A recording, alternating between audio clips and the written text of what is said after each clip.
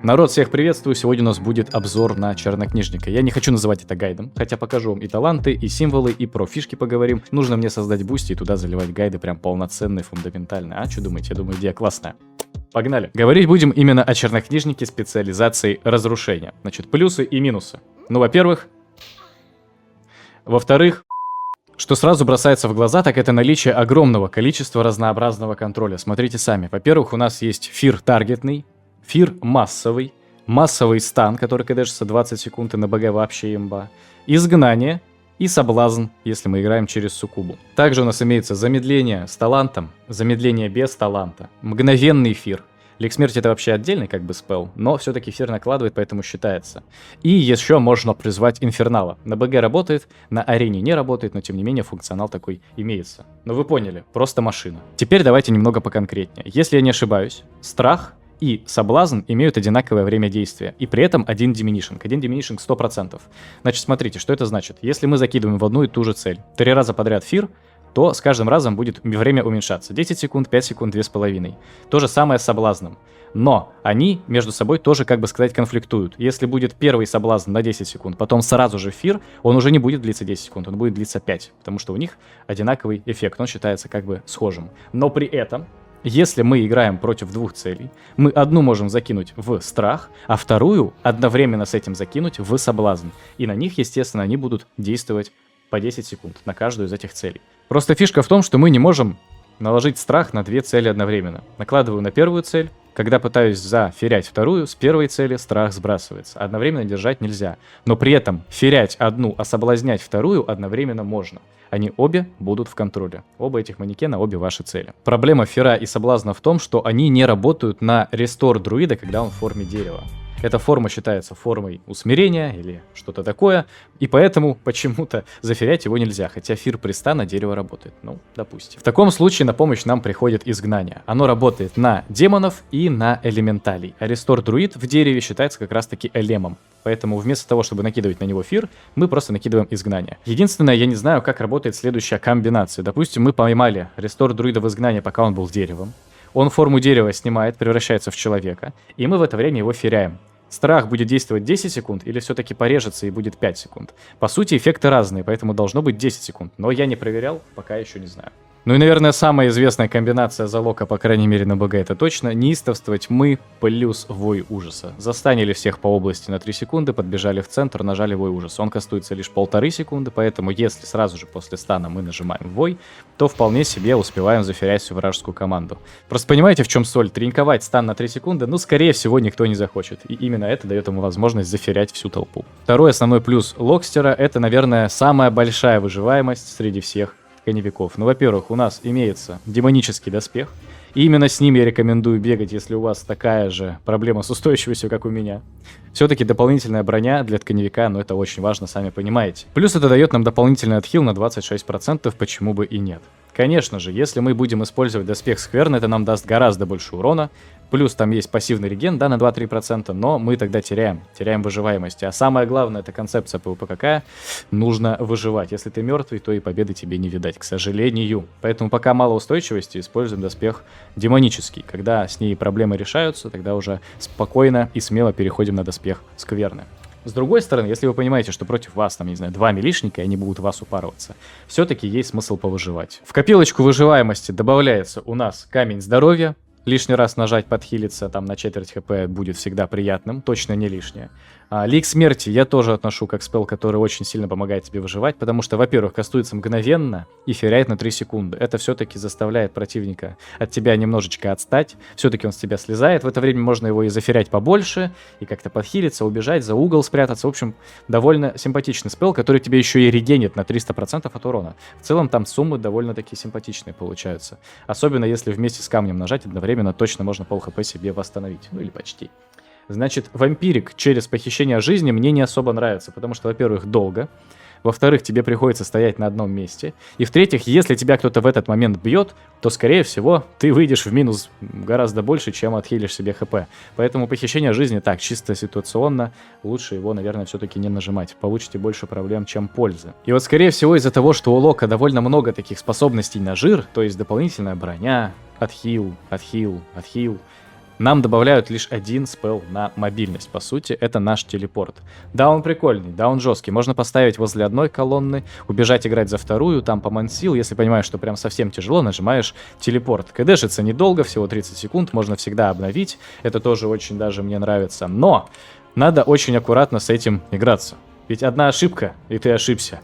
Как только ты нажимаешь телепорт, если до тебя доходит сразу же второй раз, уже убежать не получится, скорее всего. Ну и куда же без проклятий, давайте по порядку. Во-первых, проклятие слабости накидывайте на любого милишника, которому хотите понизить урон. Ну и, конечно, немножко ослабить броню, но это не так интересно, как проклятие стихий. Это просто имбулька. Во-первых, понижает сопротивление цели от почти всей магии на 165 единиц.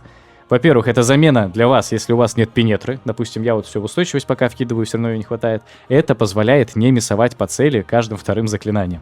Это первый момент. Второй момент. Получаемый урон этой цели будет повышен на 13%. Соответственно, мы будем больнее бить, всеми нашими заклинаниями на 13%. Да и не только мы. Если у нас в команде тоже маг, это будет дополнительный бонус. Супер офигенная штука. Обязательно должна быть на каждой цели, которую вы хотите бить. И, соответственно, проклятие косноязычия мы накидываем на лекарей, чтобы просто не давать им кастовать. Ну или на других кастеров, если мы их не бьем, допустим. Проклятие агонии, если я не ошибаюсь, в Дестралоке не используется. Там есть таланты из ветки, допустим, колдовства на увеличение урона с этого, но, оно очень слабое по сравнению с остальными. Типа 1700 урона за 24 секунды погоды вам абсолютно никакой не сделает. Поэтому гораздо профитнее будет проклятие стихий, допустим, даже на тот же урон накинуть. Ну и, конечно же, чуть не забыл про четвертый главный плюс Лока, это жизнеотвод. Отдельно выношу эту способность, просто конфетка. Всегда будет мана, конечно же, за счет здоровья. Главное, не убейте сами себя. Это, кстати, сделать невозможно, всегда останется минимум 1 хп, просто не даст нажать жизнеотвод. Я имею в виду, что ситуация, когда вашего лекаря условно подконтролили, дамагеры на вас сидят, и вы еще сами дополнительно себя дамажите через жизнеотвод. Лучше уж не нажать ему, но выжить, чем нажать и сдохнуть. Запоминаем. Второй момент, который я даже не хочу к минусам причислять, скорее всего, это просто моя придирка, но не хватает какого-то спела для начала боя с целью, которая от нас убегает или бежит где-то далеко. В общем, о чем я говорю? Допустим, этот таргет пытается от нас убежать, мы его догоняем. Единственная возможность, как мы можем его остановить, это просто дотянуться через неистовство тьмы, подстанить, потом закинуть жертвенный огонь и через поджигание замедлить. Все. По-другому как-то вообще с этой целью начать ПВП у нас не получится, он просто может убежать. А если это маг, если это друид, какие-то мобильные классы, то, скорее всего, мы даже его и не догоним. В общем, это как-то совмещенно с первым минусом в отсутствии мобильности у Лока коррелирует. То есть только застанить, только кастануть жертвенный огонь, поджечь цель, замедлив ее, и только потом уже можно как-то кастовать там стрелу хаоса и так далее. По-другому кого-то догнать получше, вообще невозможно. Теперь давайте пройдемся по спелам, которые мы вообще не используем. Например, адское пламя, здесь все понятно, это какой-то ПВЕшный, АОЕшный скилл, это нам не надо. Стрела тьмы, вот это вопрос, потому что если у вас есть талант обжигающая стрела тьмы, в целом-то ее использовать даже нужно. Потому что она накидывает дебаф на повышение крита по цели. Но если таланта нет, тогда от нее и толку тоже нет. Смотрите, кастуется 2,5, испепеление кастуется меньше, дамажит больше. По мане даже испепеление стоит еще меньше по мане. В общем, стрела тьмы при появлении испепеления просто теряет весь свой смысл, если нет таланта. Видимо, ради этого, не хотят брать талант ради этой стрелы тьмы, поэтому она и не используется. Семя порчи, тоже АОЕшный спелл, где-то в ПВЕ в рейде можно использовать, на БГ, допустим, нормально, но, опять же, я не думаю, что это вам как-то больше даст импакта, чем просто в группу врагов закинуть неистовство тьмы, продлить инферналом и потом ебануть огненный ливень. Я думаю, так будет гораздо приятнее. Проклятие Рок — это точно какой-то кекис. Похищение маны очень ситуативно, скорее всего, вам просто не дадут это сделать, да и жизнеотвод будет поэффективнее, побыстрее. Похищение души — самый мерзотный спелл, который есть у Лока. Я не понимаю, почему в ПВП тебе нужны осколки души. Это же чисто ПВЕшная механика. Вот чтобы кастануть, допустим, ожог тьмы, чтобы призвать суккубу и так далее, да, чтобы кастануть ожог души. Для этого нужен осколок души. Но зачем это в ПВП? Я не понимаю. Ладно, хотя бы после арены тебе возвращают все твои осколки, которые ты потратил. Но в перерывах между аренами вот так вот просто стоять и кастить манекен похищения души ради того, чтобы тебе выпал осколок, это же полный бред. Это же реально полный бред. Допустим, окей. Есть, да есть. В чем суть, значит, жгучей боли? По сути, мы ее никогда не используем, но я все-таки рекомендую ее оставить где-то на панели, на далекой кнопке, как вот у меня 6. 6 очень неудобная кнопка. Ради того, чтобы ее кастануть, когда у вас не хватит маны. 308 маны — это очень мало. Дешевле только стрела хаоса. Но опять же, у нее КД 12 секунд. и катится на 2,5 секунды. Просто 2 секунды. Это 1,5, гораздо быстрее. Очень редко будет ситуация, когда это вам пригодится, но чисто гипотетически она может возникнуть, что у цели остается вот просто на 1 спелл хп, у вас нет маны вообще, и нужно кастануть что-то быстро. Это жгучая боль. Это будет жгучая боль. Только ради этого ее оставил. Значит, ожог души не нажимал ни разу. Слишком долго кастится. Да, конечно, урона прилично, но опять же, у стрелы хаоса больше. Мы нажимаем стрелу хаоса. Пока она у нас на КД, мы просто как-то развлекаемся с целью. Пытаемся ее еще раз замедлить через продление жертвенного огня и поджигания. Накидываем какую-то дотку, не знаю, подстанили. И тут у нас уже откадешилась стрела хаоса, мы просто ее еще раз нажимаем.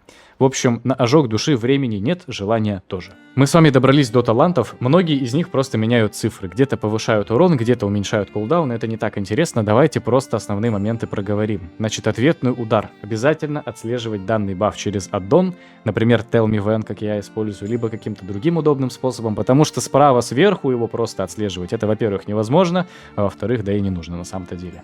Дает нам возможность моментально кастовать либо стрелу тьмы, либо испепеление. Стрелу тьмы мы не используем без таланта данного, поэтому будем кастовать испепеление. Просто в окошечко вывели, отследили, нажали, все довольны. Идем дальше. Обратный поток тоже очень важный талант. Всегда мы используем поджигание и потом какие-нибудь 3 заклинания из категории разрушения, чтобы они кастовались на 30% быстрее. Например, стрела хаоса, испепеление, это все в эту категорию попадает.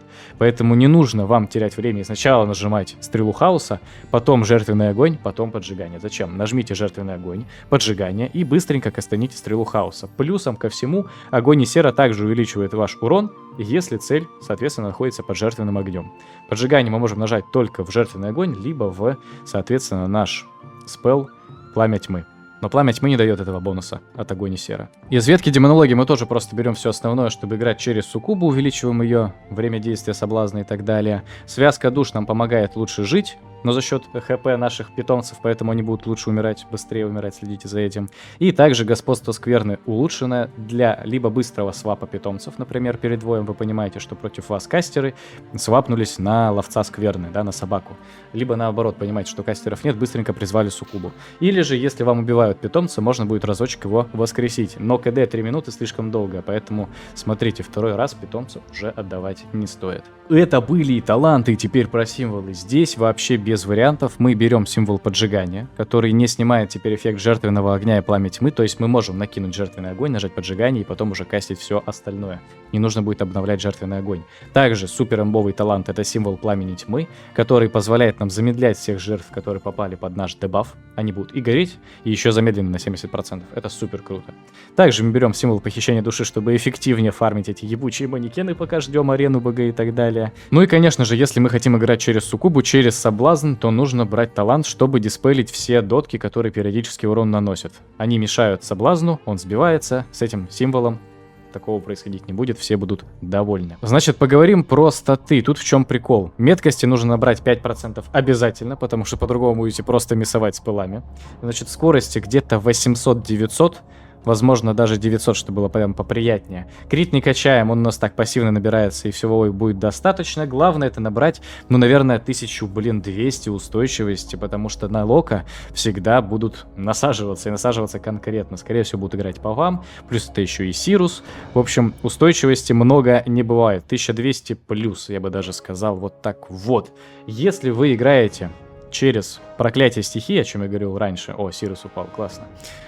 Никогда такого не было. И вот опять. Если вы играете через проклятие стихий, тогда пенетру даже собирать особо нет смысла. Но опять же, если она есть, лишним не будет. Поэтому, если хотите, то все-таки 130 единиц пенетры нужно набрать. Если не набираете, обязательно накидывайте проклятие стихий, без него будете тоже промахиваться. Ну и забыл добавить, что главная стата — это все-таки сила заклинаний. Чем больше ее, тем лучше. И все-таки пределов совершенству нет. Максимально качаем, если добрали все остальные характеристики. В связи с таким раскладом статов мы сокеты вставляем по необходимости, и наш метовый сокет будет синий. По-моему, он называется хаотический алмаз небесного слияния. В общем, дает плюс к криту и на шанс критического урона. Вот такой вот видос, народ. Вскоре я создам себе бусти и запилю туда полноценный PvP-шный гайд на Дестер Лока, поэтому не теряйте. Также ссылки в описании есть на Twitch, на Discord, на группу в Телеграм-канале. Всем удачи и всем пока.